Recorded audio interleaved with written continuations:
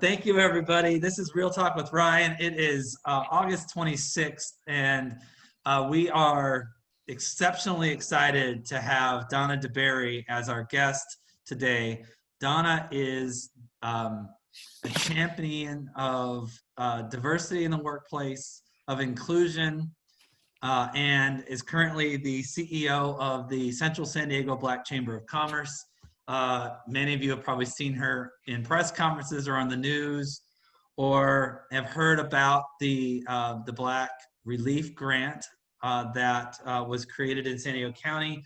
And within 60 days, Donna went from an idea to raising $1 million for minority businesses in our community, and was able to impact hundreds of small businesses that in many cases were left out of opportunity during this pandemic season, really, that we've been going through.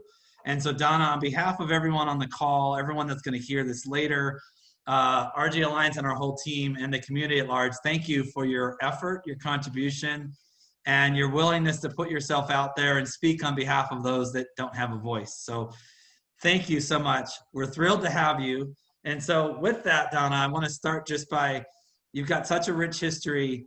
Talk to us about what you're doing with the Black Chamber and your role and what the Black Chamber's up to. And then I'd like to take a little bit of a stroll through some of your background and places you've been and things you've done in the community. So let's start with what you're doing for the Black Chamber right now. Well, you know, it's funny. So let me just talk a little bit really quick about our mission. The mission of the Black Chamber is to create generational wealth through education, business development, and all of those things, networking. And we take that seriously because we know historically that Black businesses and the Black community as a whole have been left behind and disproportionately denied just so many things. That, as you can see, that's coming to the forefront now. And I think that we're just constantly repeating history. You know, in the 60s, there was this revolution, and now the revolution is a little bit differently, but it is one. And so we know, we take it seriously because we've realized for 400 years, it's what we've been lacking. And a long time ago, 400 years ago, we were promised these 400 acres. And I think that if that had been given, if that was given to the Black community, we wouldn't be where we are today. And the generational wealth is because we don't have access to capital, access to real estate, because real estate was the one thing that many years ago that the for sure in the US was of value, and of now, if you own even an acre of land, you have something.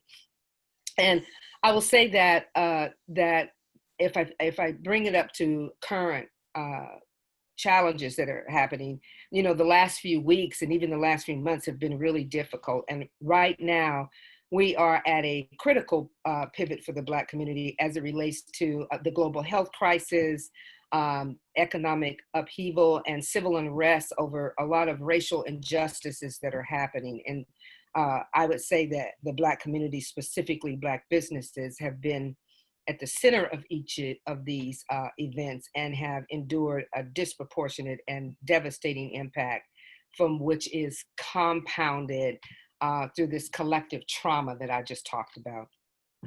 And so one of the things that we've been doing is, before COVID, pre-COVID, we were literally at the brink of in a really good place with the chamber of making sure that we had opportunities for Black businesses from a business development side. We created a mentor program and all of different programs to help Black businesses not just survive, but really on a track of thriving.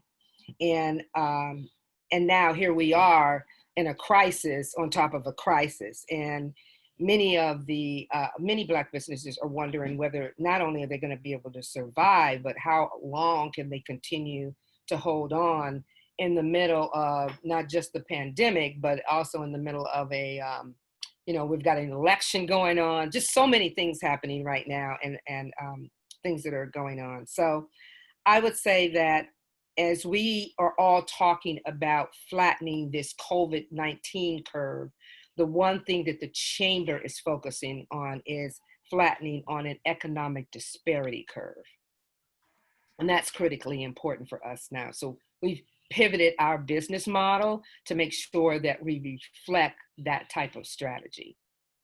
Well, I love that. We talk internally at RG about being economic first responders, right? And we know what the healthcare workers are doing. We know what families are doing and taking care of sick loved ones, or trying to, and dealing with being at home and all the components that go along with that. But businesses, small businesses especially, need that economic first response, because without support, their lifelines are so limited, and their longevity are possibly going to be extinguished without help. And so we've done everything we can to try to help as many as possible, which makes it easy to align with a group like the Black Chamber, because that's what you guys are out doing. And so we're really after the same thing. We're on Real Talk with Ryan. We're with Donna DeBerry. If you have questions, you can use the chat box, and please drop those in. I'll work them into the questions. We'll have time at the end for live questions as well after we stop the recording. But feel free to chat in, and I'll work those questions in. Donna, you've done so many different things. Love to get just a high-level talk about where are some of the places you've been, and why so much of this has taken you where you're at today, and why this cause matters to you. Talk to us a little about your history, some of the organizations you've been part of. Wow. Whew. Well, I've had a great career in corporate America, and I have to make you laugh. So, when I decided that I wanted to move to San Diego, which has not been long, I've been here a year. Yeah, a year, maybe a year and a couple months.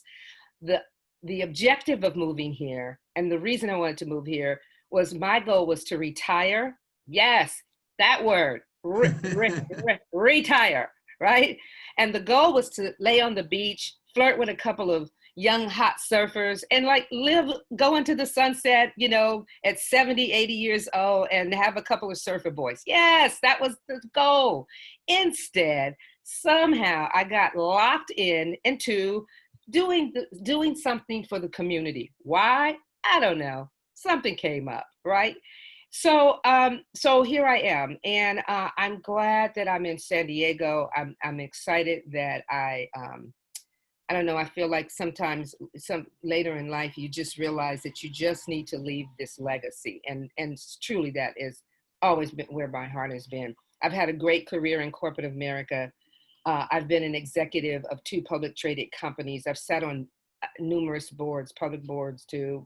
I've worked with Fortune companies, Starbucks, Nike, executive vice president of Wyndham Hotel and Resorts, Samsung. I worked with Oprah for years, the NFL, the NBA, and numerous other companies. And what I've learned from, I'm a corporate girl. I can't get that out of my system. I try, but metrics, strategy, all of those things are critically important to me.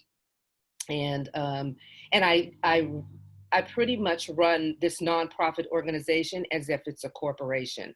And I think that's critically important, because they need to understand why it's important to have a strategy and metrics and deliverables and impact and all those things. And like I said, I've had a great life, a great career. I'm German and Black. My mother is German and my father's African American. I speak 7 languages. I've lived in, oh my God, 7 to 10 countries. My father was an Air Force pilot. We traveled all around, and I've worked in 41 countries. And so, long story short, and putting a period at the end of it, this is important to me. This work, diversity, inclusion has always been important to me, because it's about humanity. And at the end of the day, we are all human beings, and we're proving a big point as a planet right now with COVID-19. It's not discriminatory. It doesn't care who you are. And this is the one time that I was hoping in my lifetime, if something like this ever happened, that we could see the whole planet come together and not be divisive. But instead, we've got divisiveness in diversity. And that is sad, but true. And so I think it's important that we all come together and think about how we can all help each other, and especially the ones who've been disproportionately and in disadvantaged communities have been hit the hardest. Yeah, we appreciate that commitment to that cause, and it is a challenging problem to solve. Uh, when you think back on some of the work you've done with some of those large corporations and their policies around how do I advance this, how difficult has it been, and it's still difficult today, to actually implement some of those ideas and policies inside these corporations that are just very difficult to move? What are some of the things you did to overcome some of those obstacles? And not that they don't still exist, because they do, but it's got to take a level of commitment and tenacity to be able to go through some of those barriers. So how did you do it? I will say that there's not one organization that I did not want to quit. It's truth. And it's only because diversity, for some organizations, it was more around checking a box, seriously. And so for me, I didn't understand that because I came in with thinking about it from an economic standpoint, right? Not just the right thing to do, but this is how it impacts your business, your marketplace, your workplace, your work environment. And I approach diversity from an inclusion standpoint, not focused on diversity, but focused on inclusion and equity. And coming from that place, it's just still, for some organizations, it was tough because it was mostly white males. There's a narrative that came with that. There was a bias that they had to overcome. And, you know, a cultural narrative, a narrative that they grew up on, whether it was how they were raised or what areas that they lived in, what the exposures people, you know, some people weren't exposed to people who were different than them. And if they were, what was that cultural narrative that they grew up on that have been taught? And so, you know, it's kind of unfolding, peeling an onion back to even have those type of conversations. And it was never easy. So I would say that the only way that it did work and I could actually connect was really when I brought it from an economic standpoint and to help businesses understand what the economic impact was. How did this impact their marketplace, their brand, getting the right talent, having a diversity of thought and experiences and backgrounds, and what does that do for teams? Things like that was the way that I really had to overcome a lot of barriers. And I can tell you, I have had, always reported to the CEO of Nike and all the rest of them. And they'll tell you where we've had to close the door and have like a boxing match. I was never afraid of my CEOs. I respected them 100% in their role and their position, but I also demanded that respect because I gave that. And many times I would go in and accuse them of things, but I would have backup to say, here's what the other executives are doing or not doing to support inclusion in this company. And guess what? Nike is a prime example. They will even tell you, I will never forget when I told them, we're going to have a class action suit, and here's what you must do. And no one listened at that point until the class action suit happened. And at that point, is like, for most Fortune 500 companies, they're in reactionary stage as opposed to proaction. And so we had to do a cleanup on that and get the company right in the right direction. So, you know, it's always about having authentic and transparent dialogue and making sure you don't lose yourself in that based on you're so excited to work for these amazing companies, and just keeping true to yourself and your mission. You know, when you think about, there's so many ways to attempt to solve the problems, and one dial doesn't do it, right? It takes multiple people turning multiple dials with a dedication to sustained change. And slow change and sustained change is difficult to hold on to, and stay focused on, because everyone wants to chase the shiny new ball. And when you think about how to, right, there's this conversation that has to happen that allows people to be people and demonstrate who they are as individuals and their value. And that benefits businesses. Long term, I absolutely believe that benefits businesses in a meaningful way. But then there's that weight of, okay, well, how much does it cost me up front? How do I deploy this? And so there's a corporate responsibility. There's an individual personal responsibility. There's a government responsibility. And how do you see those? A question about Prop 16 and affirmative action and the role government has in advancing it can artificially move the dial, but without the personal responsibility and corporate responsibility, it tends to not sustain. So how do you see the role in all three together advancing this inclusion that you talk about? So I think that we need to stop talking about diversity. Not many people like when I say that, but it's true. And that's because we need to talk about equity and how equity creates a framework for economic stimulation for the entire city, county, country. And if we start looking at things differently, if we start talking about equity and how that if we take things in an equity framework, it's not about leveling a playing field, it's about raising a playing field. Yes. And so if we think about business and how we, San Diego County is the perfect example. When I was meeting with the supervisors, I said, listen, if we can look at who we're leaving behind and get an equity framework around that, the entire county benefits from that.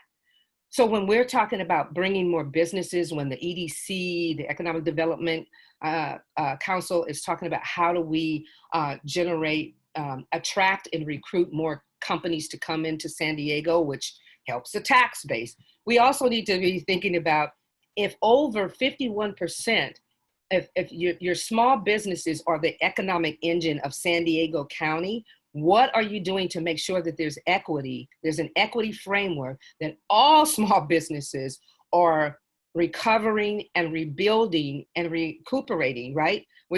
At the same, not equal, but at least with an equity framework, an equity lens. And so that's really critically important.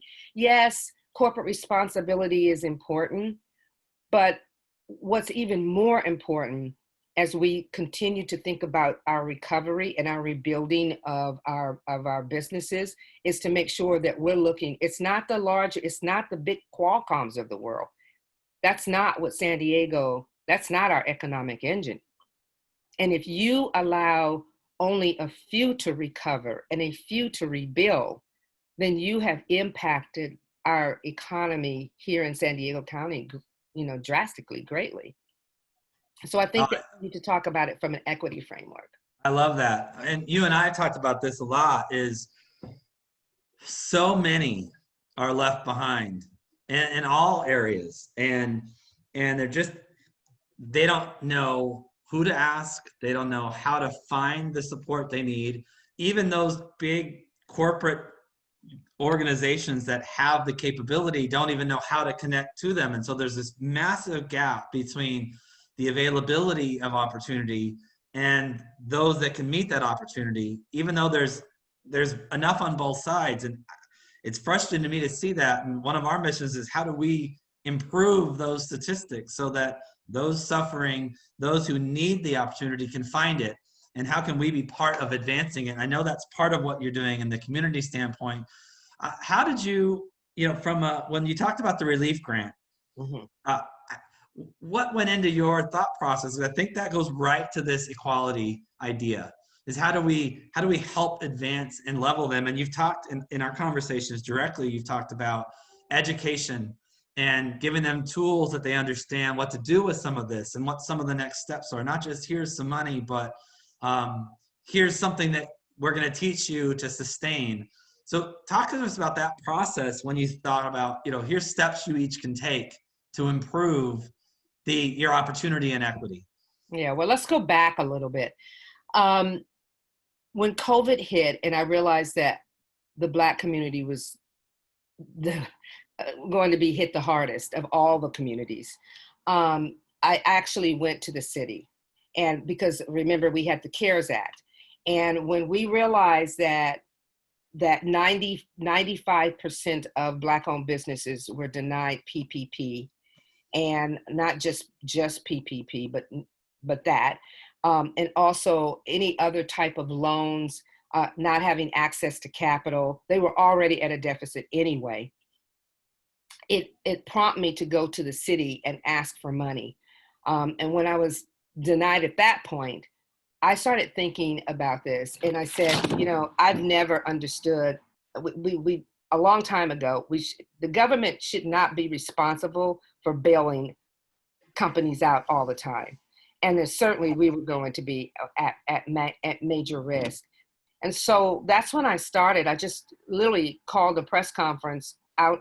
I don't know. I didn't even ask you board members any of this. I just said, hey, I'm going to, this is just out of my butt somewhere. I know that you're recording this and I'm so sorry. But anyway, that's where it came from. It was the thought of, we've got to do something. So let's hold a press conference and stand and challenge our city, our county, the businesses to help, to do a B2B for businesses to help businesses.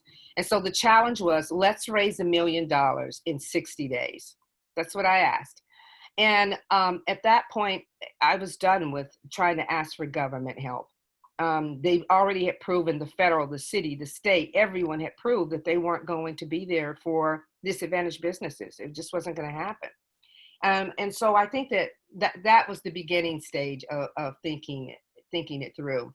But what I did with this particular fund is I wanted to make sure that we weren't just giving money out, grants, just giving money, right? Here's 1,000, here's 5,000, because that's not how you build sustainability and growth for businesses. It's the worst thing that you can do. And I learned that because when I worked with Katrina, the governor asked me of Louisiana to come and work with them to actually put together a strategic plan to bring small minority-owned and women-owned businesses back into the city after Katrina. And so what we did is they did the exact same thing. The federal government came in and gave all this money away. Those businesses took that money and left. I mean, they were gone. They never recovered. It was a small percentage of businesses that recover. And I told them that was going to happen. So this time, what we did is that we created the Black Business Relief Fund. The way that you get your money is that you fill out an application. We have a whole criteria. We partnered with San Diego Grant Makers as our fiscal agent, and we started the fund, but you only get 50% of your money. The other 50% is that you have to go through these business classes, because we want to hold you accountable. And on top of that, you get a business mentor. You actually have a mentor that helps you create a plan, a strategic plan, a business plan. And it can start with just a sheet of paper. I mean, really, just outline where give me a 2-year growth plan. And then after you do that, you will get the rest of your money and you qualify for additional money. We know for a fact, I'm a data scientist too. So I capture data, I follow data, I impact data. And so I wanted to make sure that there was some growth pattern and something that I can follow for the next 3 years of businesses to help them not just sustain through this, but to grow through this. And so we have probably about 100 businesses right now that we're following. And we are mentoring them and we're guiding them and all of those things, because that is critically important. Many of the businesses are small businesses, mom and pop shops, but there are other businesses that really are set up and primed for growth. And so we are following those businesses. I forgot the question, but that's where I went. No, that actually answered it perfectly. Donna, thank you for all that. This is Real Talk with Ryan. The text box or chat box is open.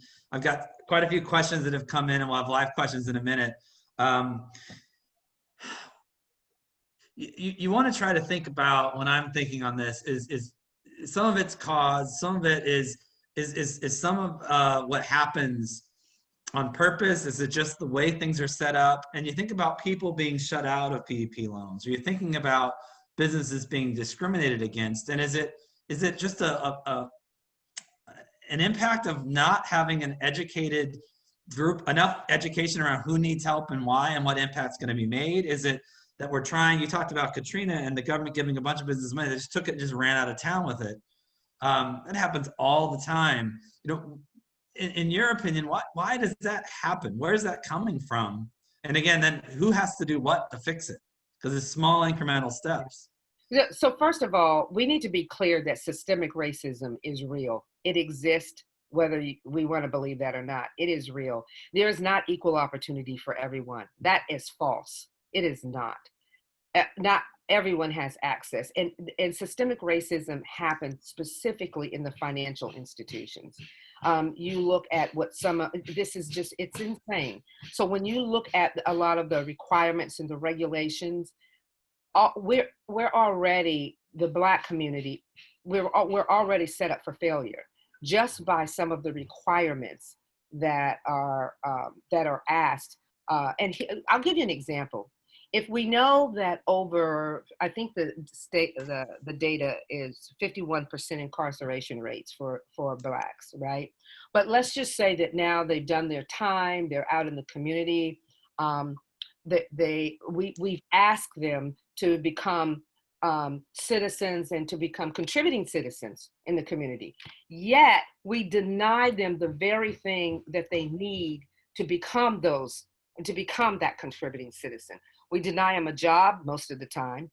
If you look at the SBA applications, it asks, have you ever had a criminal record? It doesn't even matter what it is. It could be something just, that's, when I say trivial, I don't mean something that a murder. I mean, I seriously, but they're denied. And I can't tell you how many business owners who literally are legit and really doing it. I mean, they have a phenomenal, they have a business plan. They're doing great in their business, but they just need that financial help. And what did the SBA, what does the government do? They deny them. They deny them access to capital, and it's wrong. But yet you ask them to be contributing citizens. The city did it, the county does it, and the federal government does it. So how do you think that and then you point over through your own biases, conscious and unconscious bias, the media doesn't help to say, look at that community over there. Well, they're burning things down. They've done this, they've done that. You've trapped people. And you just go to say, look what has happened to this community. Why should we help them? They're burning their own community down. They're out in the streets. Well, that's not true. That's not true. That does not mean that everybody does that. But when they do, you need to understand that this is because of systemic racism for 400 years. It hasn't changed. If it's changed, why do you think that there's protesters in the streets now? Why do you think you see what you see on TV? It doesn't change. And so we need people, we need community, we need leaders, a real leadership. So when I teach leadership competency courses, I talk about the behaviors and the competencies that are necessary to be a leader. And if you don't have empathy, if you do not have, if you don't have understanding, if listening is not a part of your behavior and your competencies, how do you think you're going to lead a team of people or anyone? And so these are things that are critically important. You need to be listening to what the Black community, to what Black businesses are asking for what they're saying. You need to step up and help and be that leader that shows empathy and understanding. And say, what can I do to provide access to capital? What can I do to provide access to information? Information is transformation. And most of the time I can tell you that the access to information, we don't have it in our communities. It's not always there. And that whole thing about who you know is real. I didn't make it up that corporate ladder to be an EVP because I'm smart, which I am, but that's not all. It was because I had to have access to people. I had white male mentors, white female mentors, Black people, orange people, gray people, people from other planets. I don't care. But I made sure that I had access to people who could be my sponsors and my mentors and who could teach me. You have to, as in business, you need a mentor to teach you how to fail right. Because you fail. Yes. But failing right is critically important. Oh, that's such a great way to put it. We talk about, and John, and you and I have had this conversation directly about, half of what we talk about in our business is trying to help people not make the same mistakes we've already made, and translate some lessons learned, and why you need an inclusive culture in your business, why you need the breadth of experience of people from all different backgrounds, is so that you can draw on each individual experience, and that piece might be what helps that next person advance and overcome not having to make the same kind of mistakes. And that's what we built our business on. And man, I part of me wishes I could go back and not make those mistakes, but I wouldn't be here for not having made those mistakes. And so as a goal, it's our responsibility to pass that knowledge on. How does somebody, Brian was our guest last week, Brian's on the call today, and we touched a little bit on this last week too, this topic. And how does somebody who needs and identifies, I need to find a mentor, and then someone who says, I have learned and I've made mistakes and I want to be a mentor, how do we get people better connected so that that opportunity to both pass on what you've learned and also to learn, how do you bridge that gap? What would you recommend for those that are looking and those that are offering? Well, there's two things I want to say is that the Black Chamber, we've created a two-way mentoring program. And I need to tell you why that's really important, because it's time for you. I tell everybody, not only on this call, but I've said it over and over, you need to learn from other people. And I think it's really the only way that we're going to break down a lot of the cultural barriers that happen to us as human beings is to learn from someone who's different than us.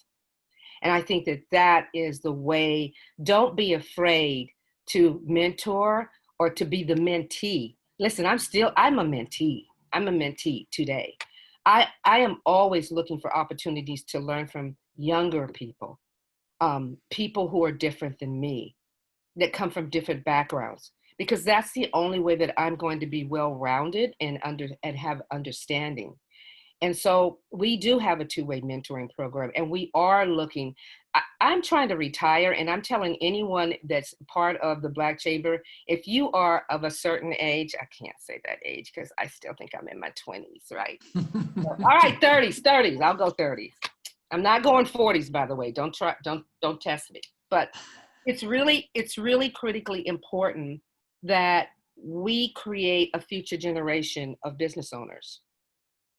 And that two-way mentoring is that I am focused on, the millennials like nobody's business, because if we don't set up our Black millennials, we're going to risk that generational wealth. So that's really critically important to set that two-way mentoring up. And if the people who are on this call, if you have anything that you can offer, sometimes it's just listening. If you can offer that, then you're a mentor. I'm not asking for people with massive skills and degrees, and I am asking for that, but there's another piece to it. Like, some just want to be able to ask just simple questions.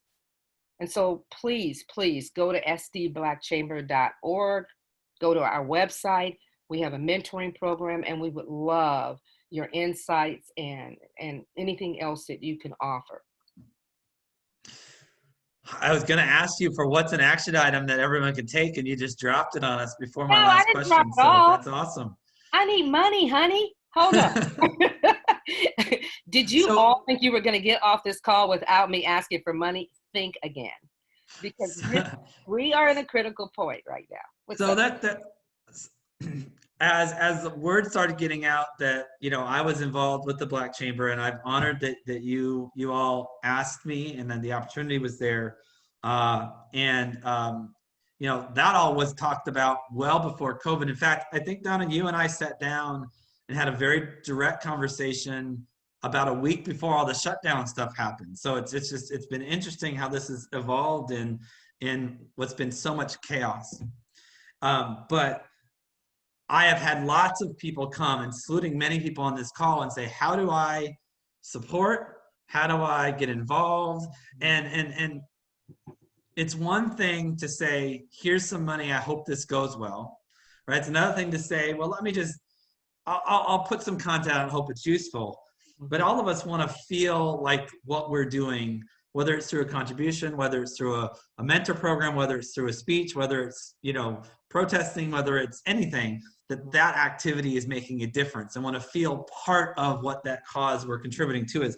How does somebody, and where would I direct them to, not just to the website, but what would I direct them to do, and how do they get involved in a meaningful way?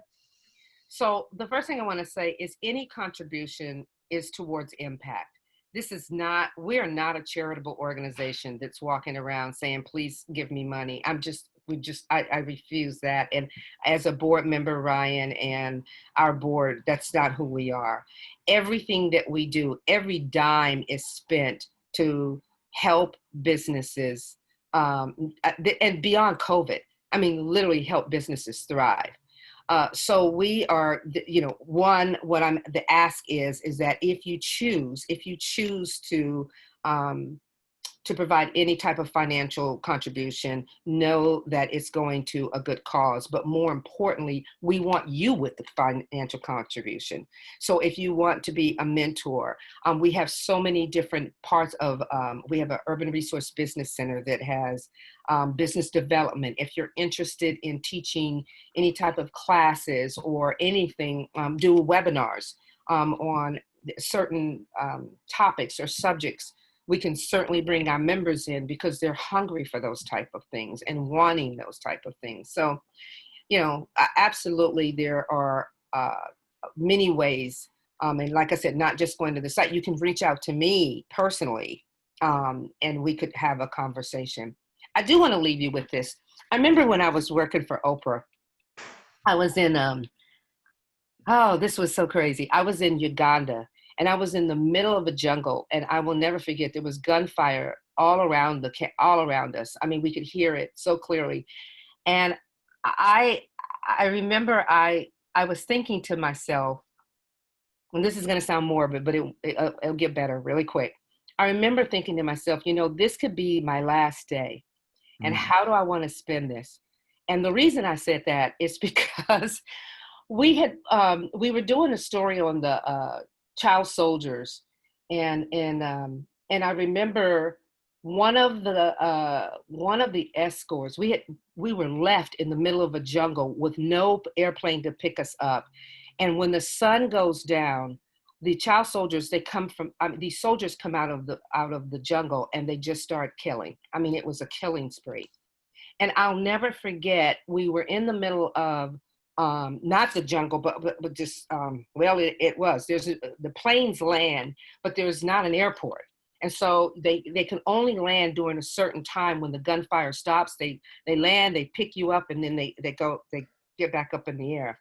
But the war was so hot, they couldn't land the plane. And we were in the middle waiting for the plane to pick myself, two producers, and the camera crew up. They didn't pick us up. We were just left there. Wow. So we hitched a ride on the back of this truck. And the one thing that the guy said, he spoke a little bit of English. He said, whatever you do, we're getting ready to go through the worst part of this jungle. And what you cannot do is pull your camera out, because we will all die. I'll never forget that statement. So this one camera guy, I don't know, he thought he was going to be a hero, pulls out his camera and he starts getting some B-roll. But by the time that Lisa Ling, we were all in these two trucks. By the time we turned around, literally these soldiers came out of nowhere and pointed their guns to all of us in the truck. And we each had a gun up to our head. And I started thinking, this may be my last day.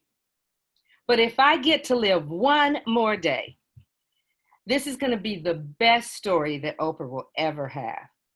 And at the end of the day, what happened is it just so happened the guy who was driving the truck was a part of a tribe that the soldiers were a part of. And that's and he said that we were with the American Red Cross and that we were delivering food to other soldiers, and they let us go. But before they let us go, they told him that he was lying, but because he belonged to the same tribe, that if he ever came back through here again with anybody, they'd kill us all, they'd kill everybody. That's truth, God's truth. And when we got to where we were going, the guy who took the camera out, this is exactly what I did. I punched him in the nose with my fist. And I broke his nose. I figured I'd get fired. I didn't. Oprah forgave me. And we fired him. And I made a commitment. I don't know why I'm telling you this story, but it sounds good and it's truth. But I made a commitment that no matter what, even if it was, I was willing to take the risk no matter what. I think that's the point. The point of this all is that it wasn't about anything else but something that was going to be good for that particular, for Uganda, for the women in Uganda, for those children. And the story was worth it. And I'm saying to you, help us, because this story is worth it. Donna, thank you. Your effort in the community, your story, your commitment and tenacity to advance all and create an equality in each of us is unmatched. And I thank you, and everyone on the call thanks you. Great. And I can't wait to see what the Black Chamber is going to do next. Thank you so much, Donna. Bye. Take care.